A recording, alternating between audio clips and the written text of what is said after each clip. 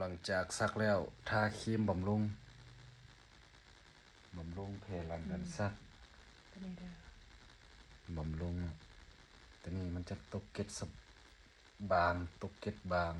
จะบ่คันพอทาพอบางๆทามันซุ่มอยู่เนาะเก็ดเริ่มตกแล้วแถวนี้เห็นนี่ เห็นเนี่ยแถวนี้เริ่มตกแล้วซักได้3 มื้อ4 มื้อเริ่มลอกอ่ะเอาใครสนใจครีมบำรุงแผ่หลังกันซักสามารถทักหาสร้างได้เนาะมีพร้อมส่งเบิ่งครีมบำรุง